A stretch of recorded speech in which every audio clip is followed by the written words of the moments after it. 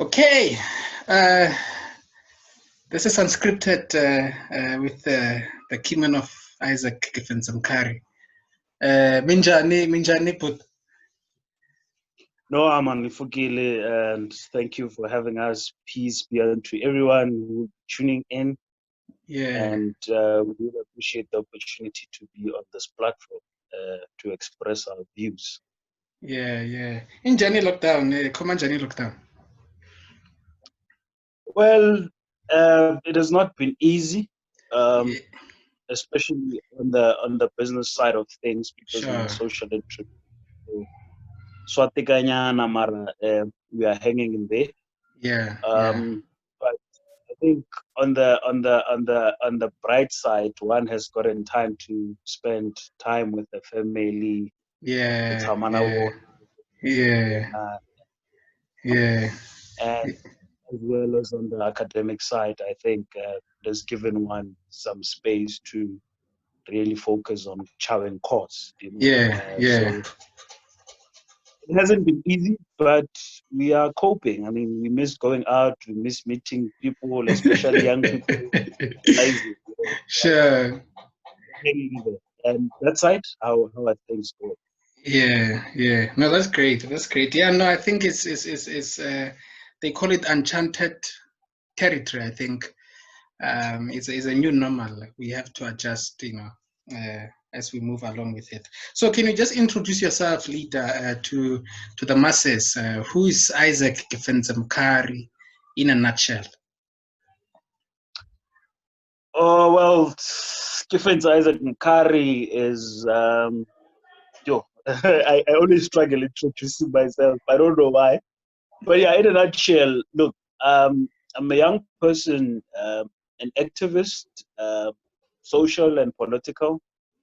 I do social commentating on political issues and economic and social issues. I'm a social entrepreneur. I founded a company called Makandin Events in 2018. Which is an events management company and marketing that is based on CSI projects. So what we do is we develop strategies for our clients who want to partake in corporate social investment projects. And we work with also NPOs and various entities.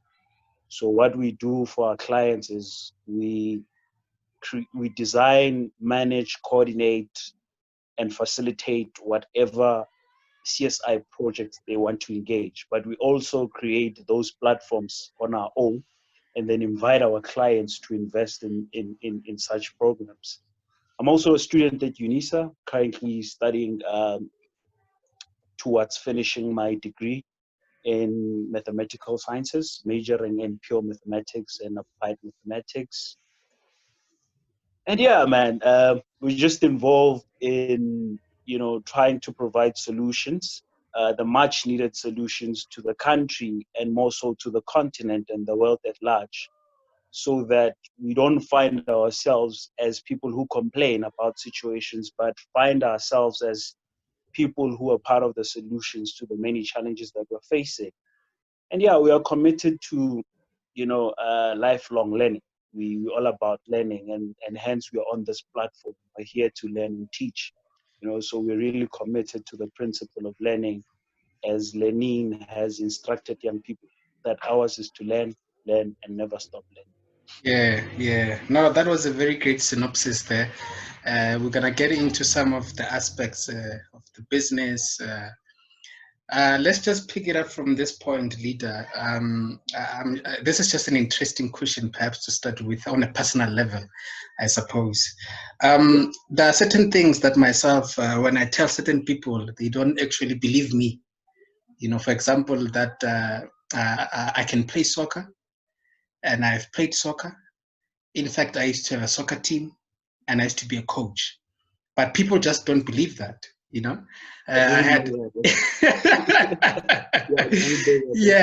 I had someone saying to me that, no, Ben, man, you don't look soccerish, and I don't know what looking soccerish is. So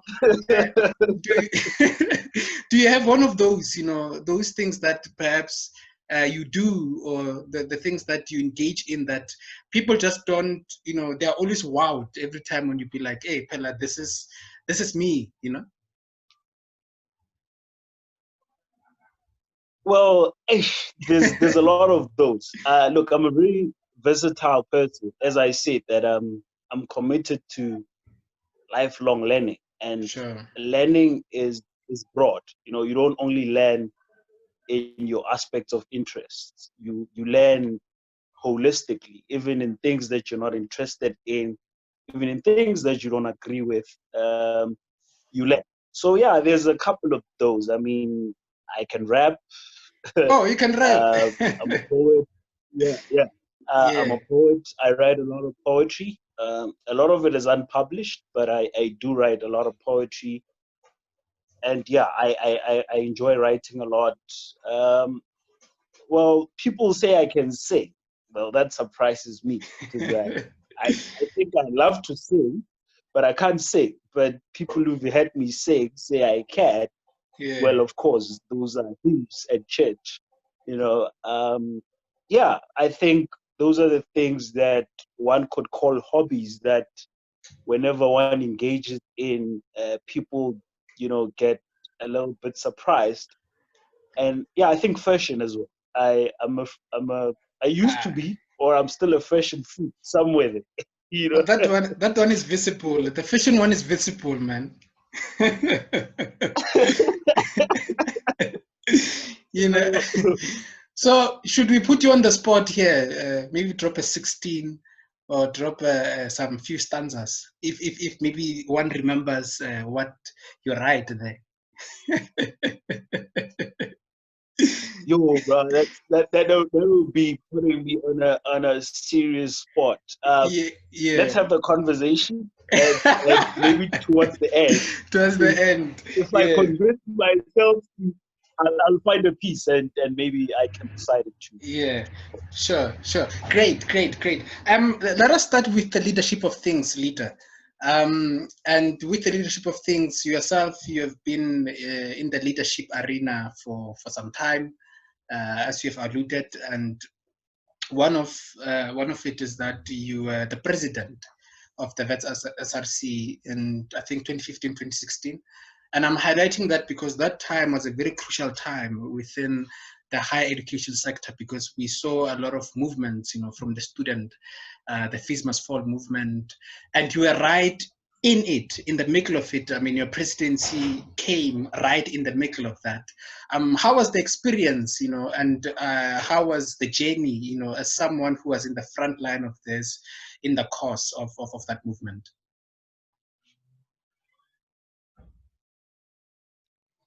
Well, thank you very much, Ben.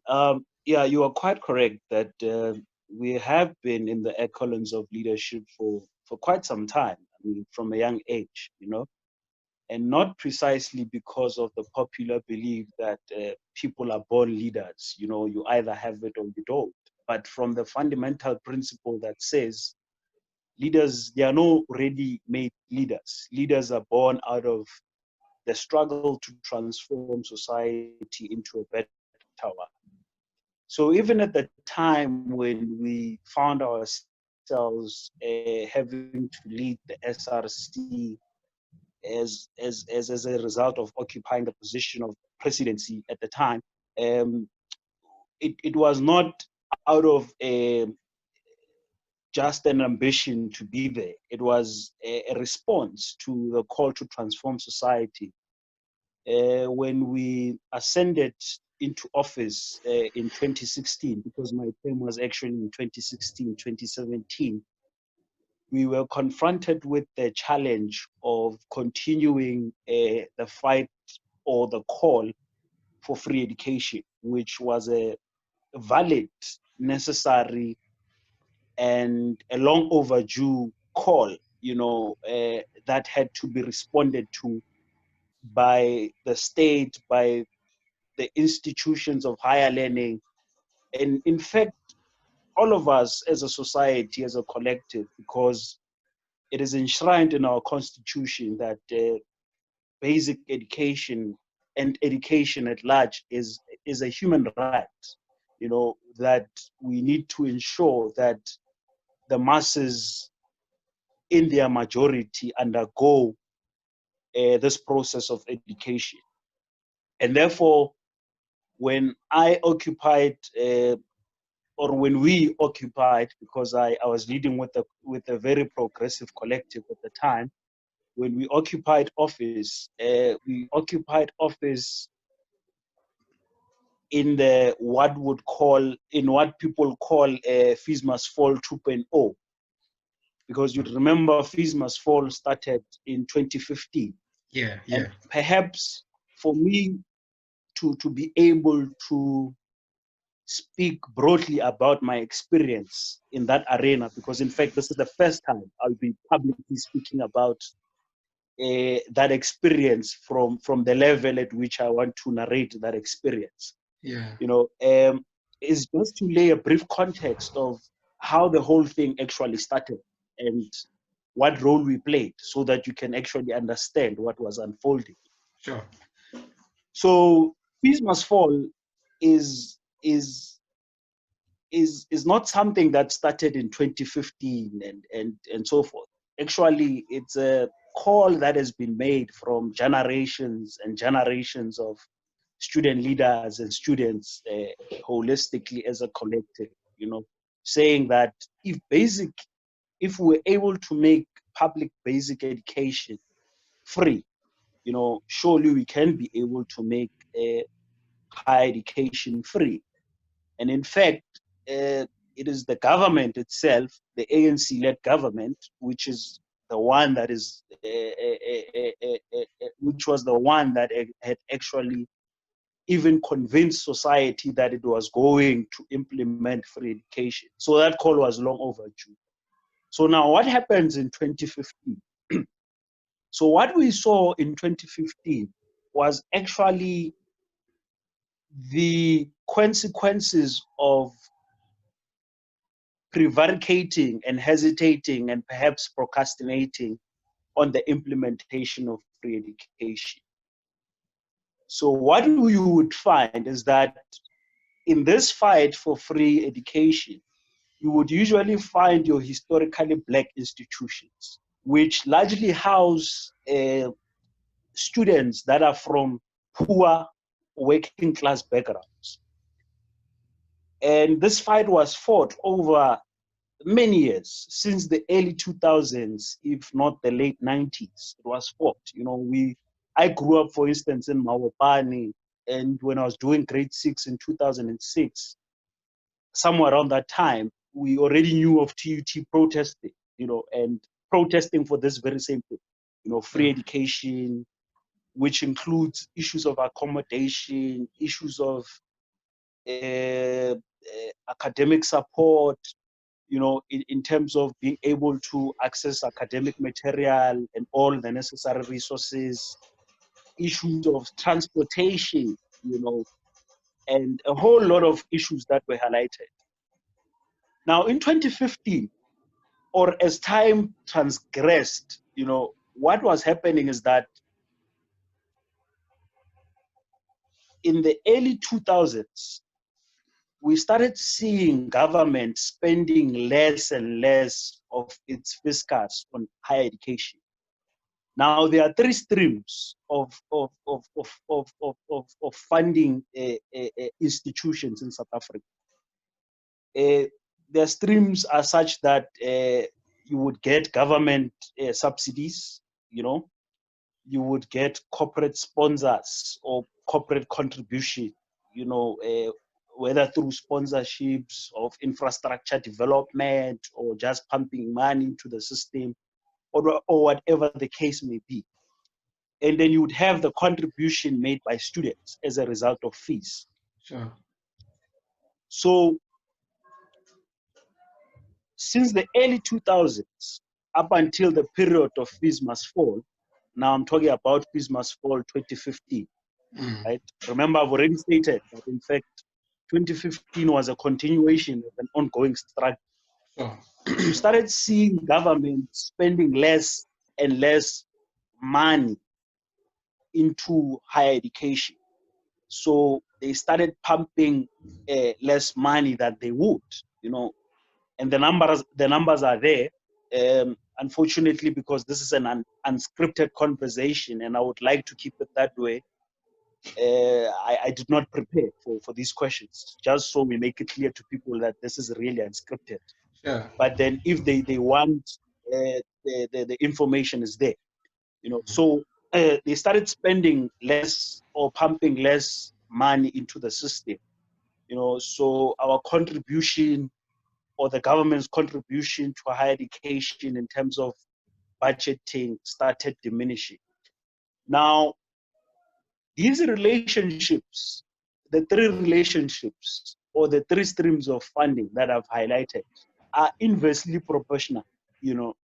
So if you decrease one, you must increase one in order to maintain the sustainability of the system. Sure. So as government was decreasing its funding, corporate was not increasing, or the rate at which it was increasing that funding was not covering that. Sure. Was not matching that sinking funding from government. Sure. And it therefore meant that the last option was to increase fees, meaning to increase the students' contribution. Yeah. So as you saw government's funding going down, you did not see an equivalent increase in corporate contribution. But what you saw is an increase in the contribution made by students as a result of paying fees. So in 2015 now, we were confronted with a situation at the time. The SRC at Wits, which is where I led, was led by the PYA under the leadership of Mcebo Dlamini, who later got or resigned from the SRC as a result of the famous Hitler saga, Sure. And Comrade Shahira then, President Shahira then, took over as the deputy at that time, and then ascended to become the president after Mcebo's resignation. So now we were confronted with the situation where fees were increasing. I don't remember the numbers well, but I think at the time it was at around 13%. Sure. And then at the time we were working close with the SRC. I was in the subcommittee of the treasurer. I was heavily involved in the structures of the PYA. I remember during in 2016, we even we were part of the branch task team that ushered in the new BEC of SASCO of 2016. Just to contextualize my involvement in the PYA and in the SRC. So I was involved in the PYA through the various organizations that make up that alliance, which are SASCO, the Young Communist League, the ANC Youth League, and of course at Wits, it also included at the time, of which I'm assuming is still the case, the Muslim Student Association. And then, so now the president and his team, they come to us at the time to say, look, there is a challenge here, and the challenge is fees are going to increase,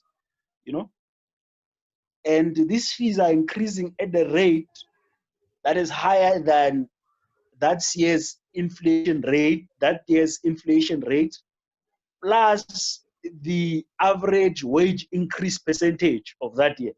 I think they were at around 6% that year, somewhere there. Both of them, they were somewhere around there.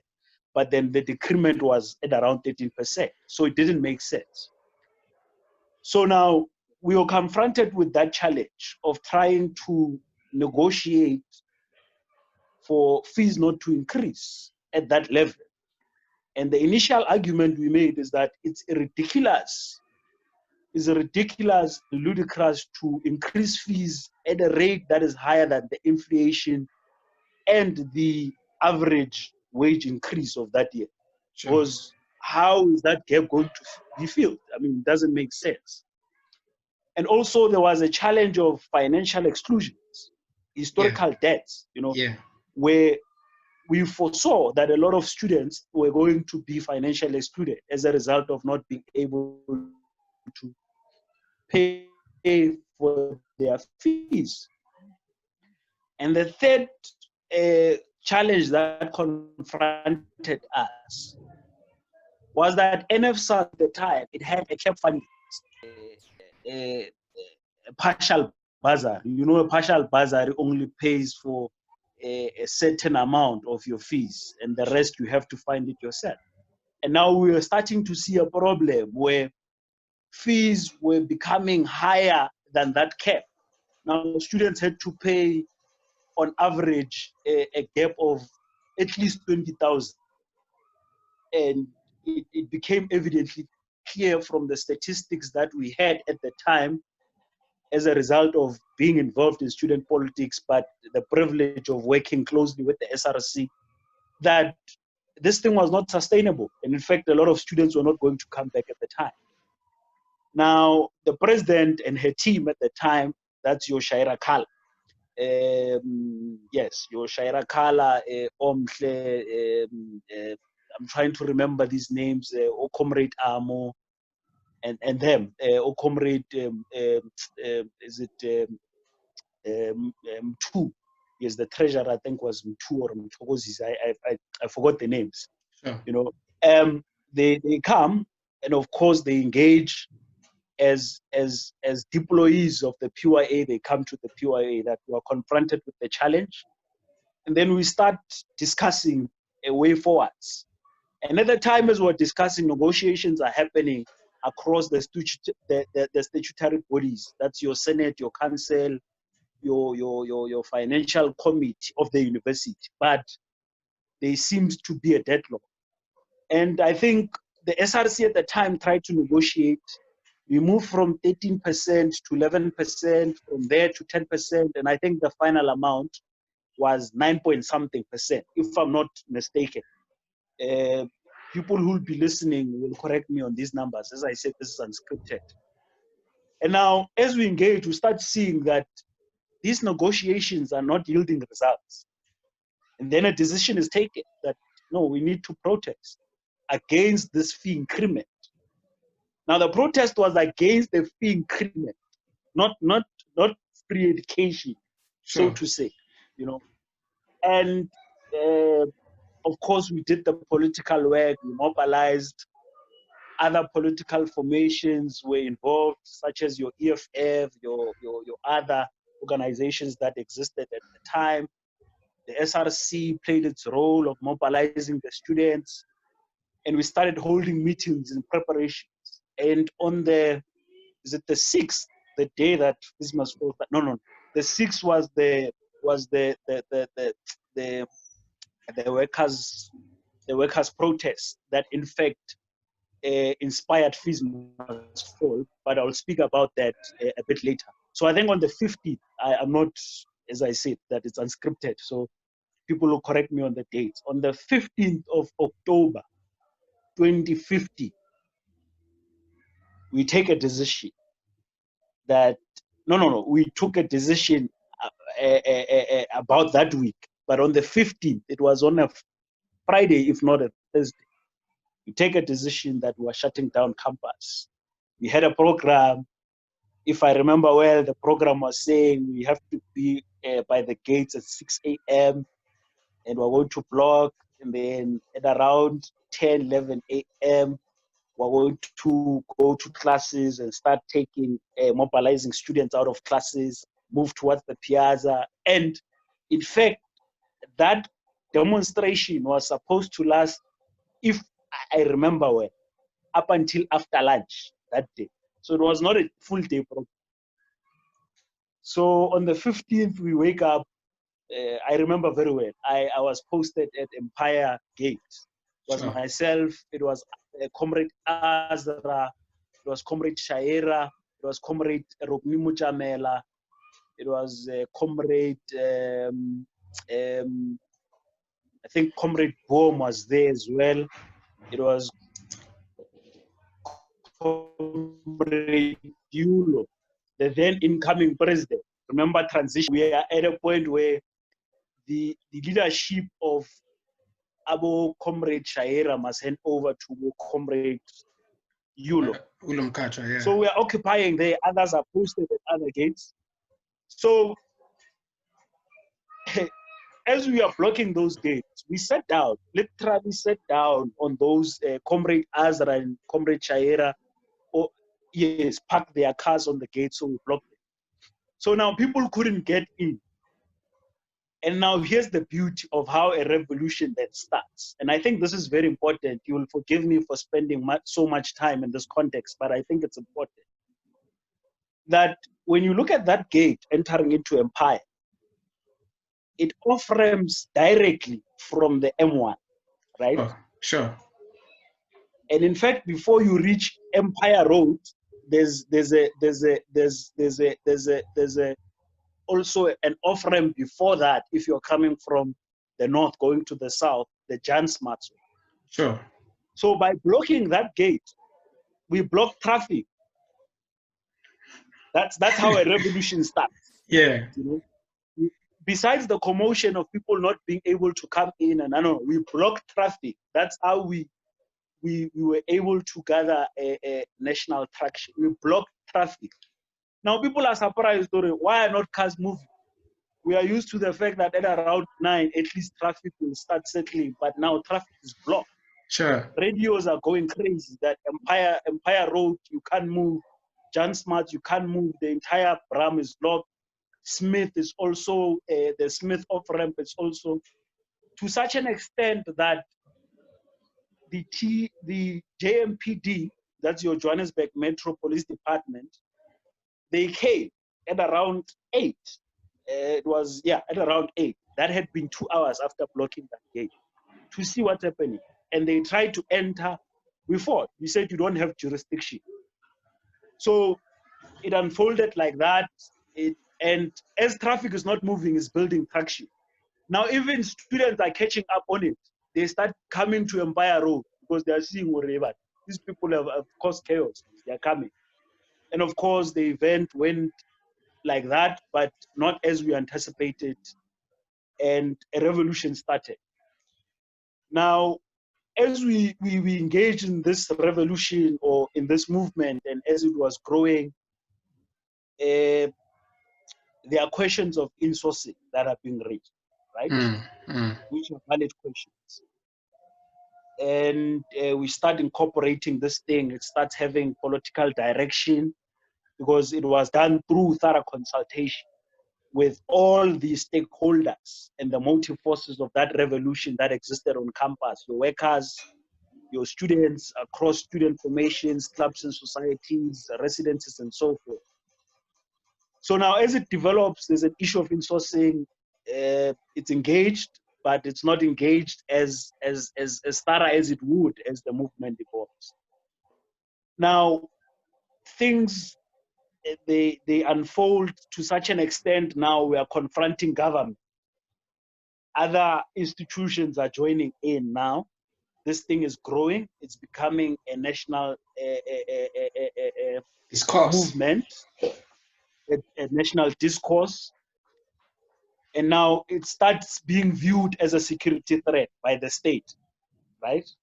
To say that there is some form of infiltration there by third forces and all of that. But that's not irrelevant for now. And now we start confronting the state, and then there's that issue of going to union buildings, where the former president at the time, Jacob Zuma, made the announcement on the free increment. But now as he makes that call, the national discourse has changed now to say, in fact, these ones who are from the middle class and the upper class working backgrounds, who find themselves in these privileged institutions such as Wits, are only protesting now, when in fact us, right? This is the other part of the argument. when us who are part of this community of students who are from disadvantaged institutions and historically black institutions, your TUT, your UL, your Univen, and so forth, Sure. have been at this thing for quite some time. In fact, we want free education. Now the discourse is changing. It's no longer about free increment. Sure. It's free education.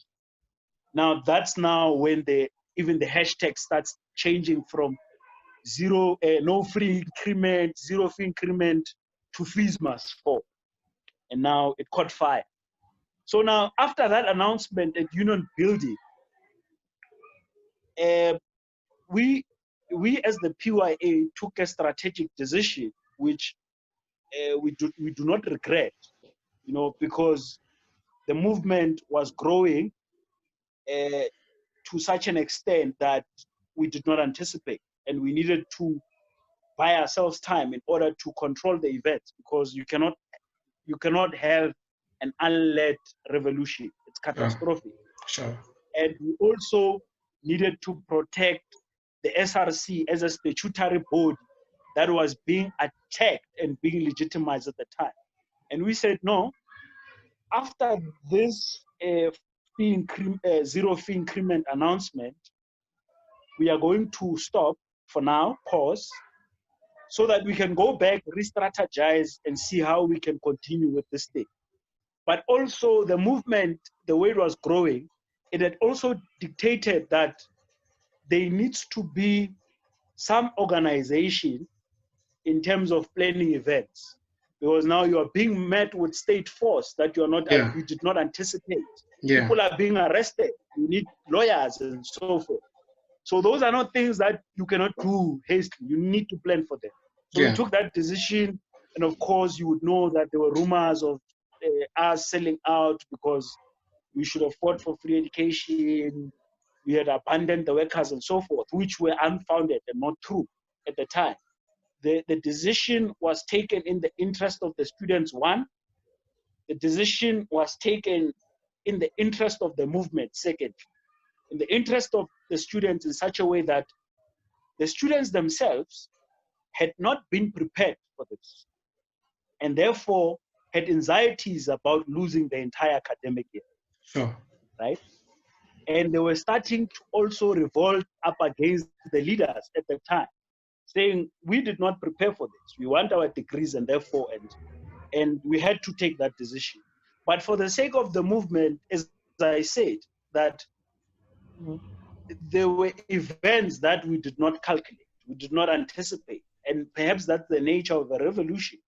But the events were so severe that we needed to protect the movement by giving ourselves a chance to properly organize ourselves and properly be able to at least predict whatever outcomes that would be coming. But also, as I said, the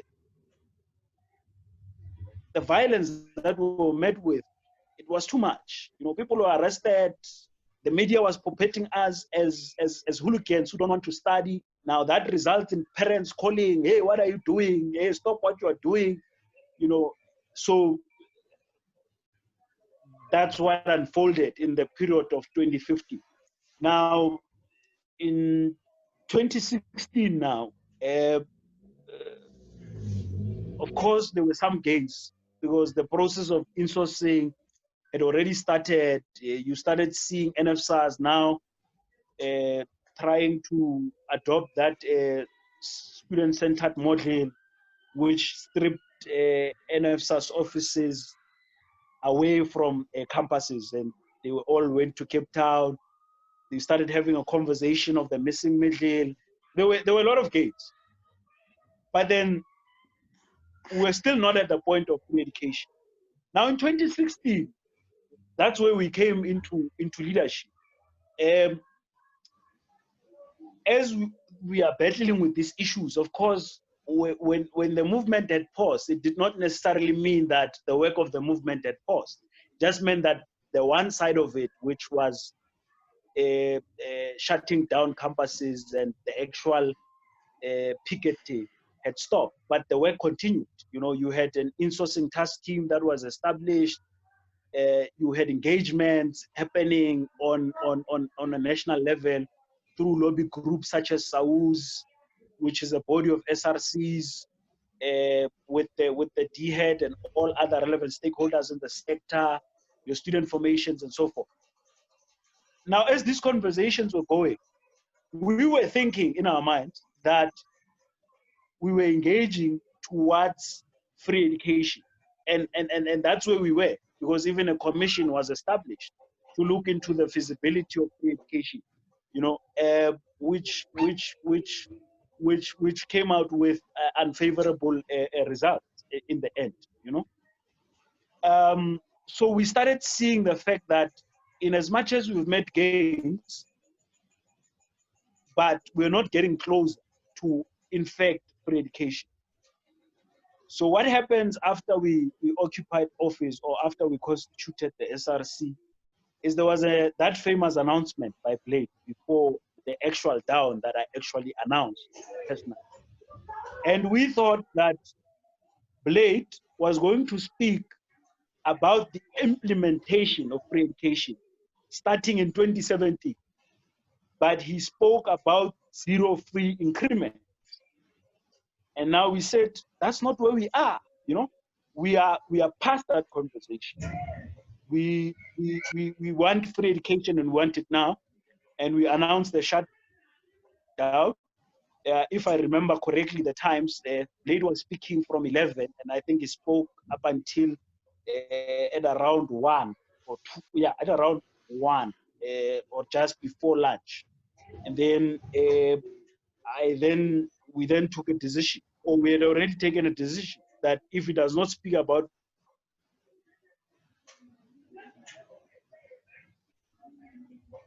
education, we're shutting down campus. We shut down campus, fees must fall 2.0 started. Sure. Now, just to summarize why I gave this context is to lay a foundation of the role that I played. I played the role of first conceptualizing the movement itself. Perhaps not at its initial stages, but at those initial stages, you know, that would include the mobilization that went into that, the political theory that went into that, and the entire political work that went into that, and of course the justifications for the actions that we took. That's the first part I played. Secondly, I played the part of being at the helm as a result of being the SRC president now, who had to ensure that we represented, advocated, and safeguarded the student interests, you know, and this included when students were arrested, we had to make calls and ensure that they had legal representation. When students were hungry, we had to ensure that there was food. When students were injured, we had to ensure that there was medical support. You know, if they needed to be taken to hospital, we needed to do that. But also with the political leadership of the movement, meaning that we also bear those responsibilities I spoke about of shaping the movement's political theory, the political ideology, and mobilizing and doing all the political work. But lastly, we also played the role of being a negotiator of some sort between all the sectors, all the stakeholders that were involved in the sector. So we negotiated with government, we negotiated with vice chancellors, we negotiated with, at some point there were mediators that came in. So we did all of that work, you know, and the experience has really taught us a lot, because in fact, that was the first biggest protest I was part of. That was the biggest protest that I had the privilege of organizing. you know, and facilitating, coordinating, and ensuring that it's well managed. So the experience was one that is incomparable, immeasurable, and priceless, in a Yeah. sense that we grew a lot from it, you know. But the experience was also it took a toll on us, you know. We were responsible for the students. Whoever got shot, we were responsible for. You know, whoever got arrested, we were responsible for. We did not sleep in those times. You know, we did not sleep. There were points where literally one slept for 2 hours, 3 hours. You know, we would wake up at 5 a.m., go and mobilize. At around 7 a.m., we already started picketing. Is the events of the day throughout. At around 6 p.m., people are dispersing. They're going home. We allow them to rest, but you have to remain behind and do the work that you have to do. You find that by the time you want to go to sleep, or you are now, your body is giving in, it's 3 a.m. You woke up at 5, you're going to sleep at 3 a.m. Sure. And you are just ensuring that you are preparing for tomorrow, but you're also taking stock of the events that took place. It was so bad. It was so bad, you know, that I remember in 2016, so my parents couldn't get hold of me. It was the day where there was that throwing of stones at the Great Hall, when we had a confrontation with the security guards because they physically assaulted female students that were part of us. I lost my phone. So my parents couldn't get hold of me anyway. So I Sure. did not have time to make calls and assure them. Yeah. So now the only way they saw me was through TV, through the media, when the media was reporting. Now, because I had not been sleeping and this thing had been taking its toll on me, I had not been eating right, I've not been drinking right, I was dehydrated, I was tired.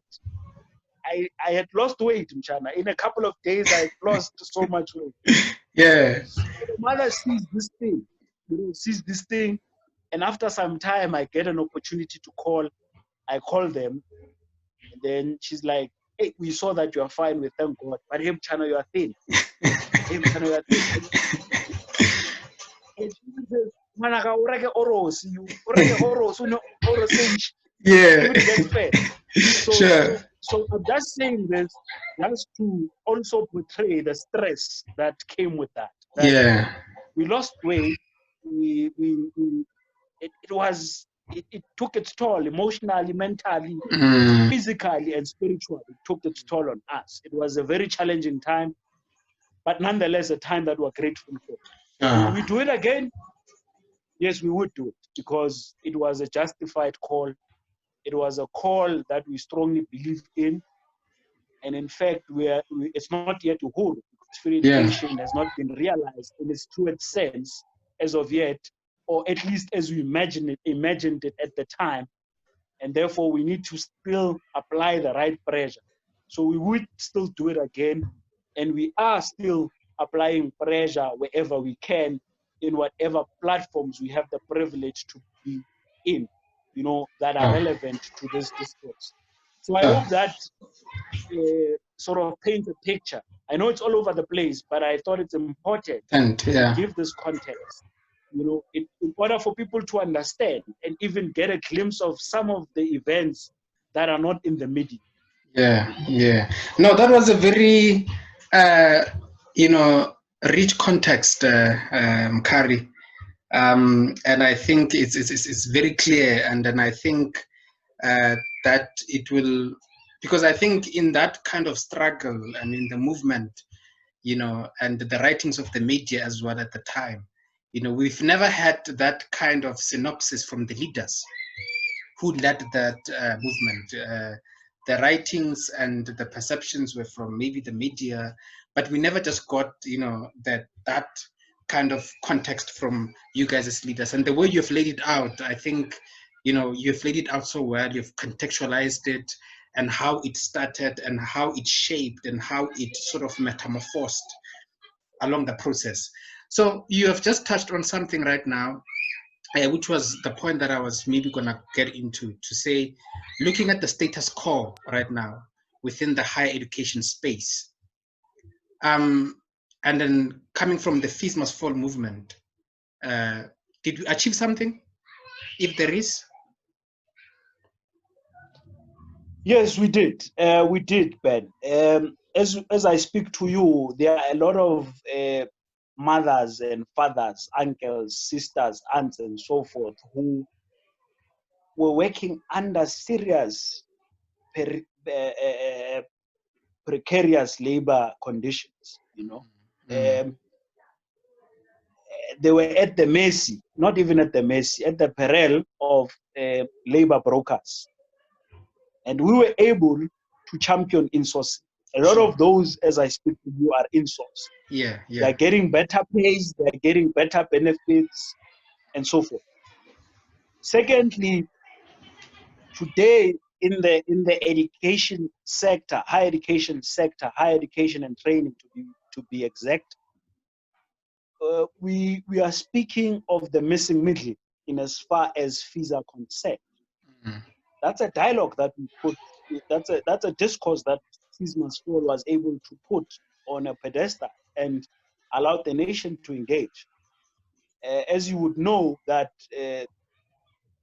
even the bracket of defining the poor, the range has increased.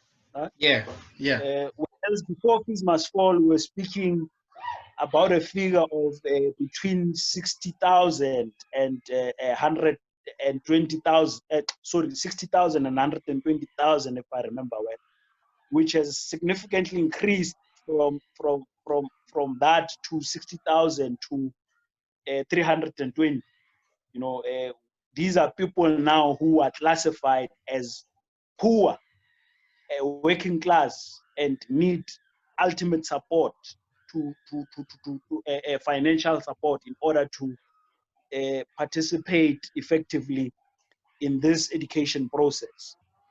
We have broadened access. The numbers or the quotas that universities had for enrollments have increased drastically. Sure.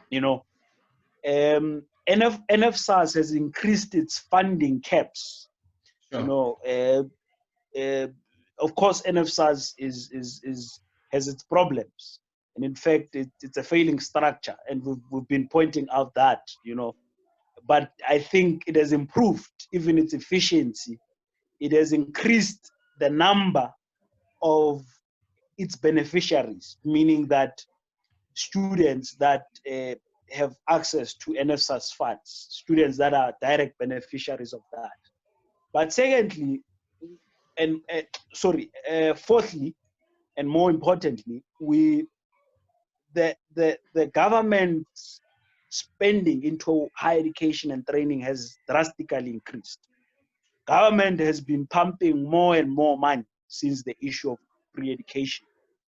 And of course, famously, the announcement of free education itself, which I personally, and I'm sure that other student leaders who were part of the movement and those that were spectators and commentators would agree that we have not realized free education, even though there has been an announcement, but it has not been realized. And the discourses that are happening on a national level, we brought back, whether you admit this fact or not, the issue of decolonization of education. Sure. We brought it back. Sure. Today it's fashionable and people sound smart. Yeah. I was